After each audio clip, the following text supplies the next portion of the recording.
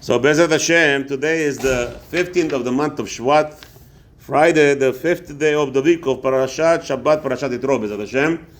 The mitzvah that Shayach today, mitzvah number 229, mitzvah lo tigzol. There's a surah, the oraita of gezel. And we'll right now try to discover the difference. 3 days ago, literally, we learned the mitzvah of lo tignov. So there's a mitzvah, two different mitzvahs, but they actually have the same outcome. But there's a difference, and Bezat Hashem will touch on that today. And mitzvah number 230, lo talin sachar peulatcha. You are prohibited to leave over the salary of your employee, which the Torah discusses over there. So Bezat Hashem again. So mitzvah number 229. Let's get into it. Gneva is that we know. Actually, Gneva, many people don't understand that there's a big discussion in the Gemara, B'Matzia, that if you touch an item of somebody that belongs to somebody, let's say you're sitting by the table, Baruch Hashem, this is your table, right? It's your table, Khalas. You come to a shul, Baruch Hashem, you paid, you donated, you build a building, whatever it is, very nice, right? So you have a table, your designated chair, you pay $30,000 for the chair. Some places, they pay for the whole, it's yours. It's your name on it, Khalas. Now, what happens is, a guy comes over, some guy from some corner, and he puts something on your table. So, you just put something on your table, and the guy left. He forgot it. I don't know what. Can you move it or not? It's a big discussion by touching an item that don't belong to you. Just by touching it. Just by touching something. At Kedei Kach, in the Yeshiva Volozhin, they would find an umbrella. Imagine yourself, for 10 years, a guy left, passing by the town, he would put an umbrella by a chair. Nobody would touch the chair, and nobody would touch the umbrella. That's Gneva. How far does the Gneva go? I didn't get permission to touch it. What are you talking? What do you want from me? At Kedei Kach, there's a Gemara that the Gemara discusses Chayav leodiyo. If you just moved it, you just moved an item. There's an opinion that you have to inform the guy who it belongs to. That's Gneva. Gzela, that's a child of Gneva. Gzela, you came to somebody and you say, Habibi, I have something in my pocket. Do you want to find out what it is? But I promise you, if you find out what it is, you'll meet your creator very soon. Or you give me all your money. That's Gzela. Gzela is you take something bakoach. Okay? So now, there's Chiyuv deoraita. Somebody took something bakoach. He has to return the item. The nafkamina between the two, Gneva is that if a person is keeping an item that was entrusted to him, and he's makhish, he goes to do shvua, he has to pay double back. And also Gneva, if he took something b'ministar, the person didn't know you stole something, and then the item was discovered by you. Witnesses come and say, yeah, he has it. He must makhish. The witnesses come to Beit Din. He mechayev him to pay double. Gzela, never.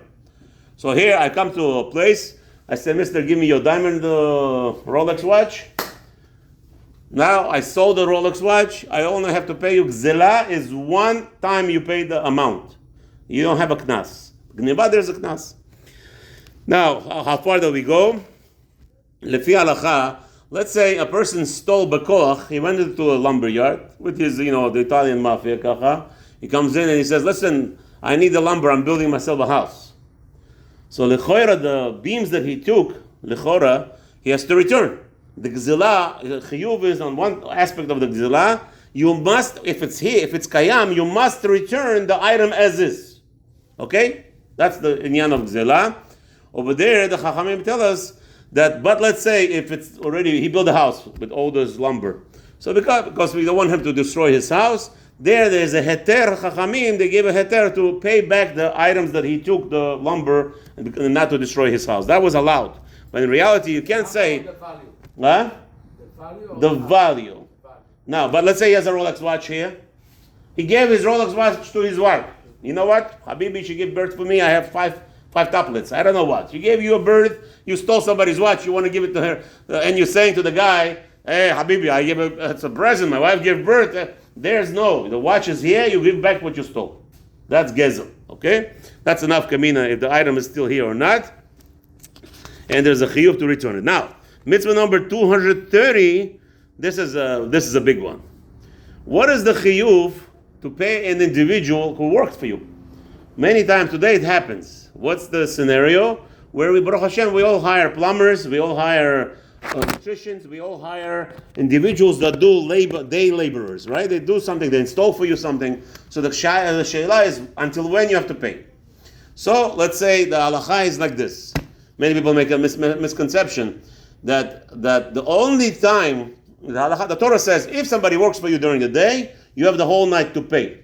So you might come and say, good, the guy worked for me till the plumber came to me today, or I went to a tailor and he sold something for me for 5 minutes, I picked it up in an hour, right? I'm patur to pay him till the nightfall, the whole night. No, the halacha is not like that.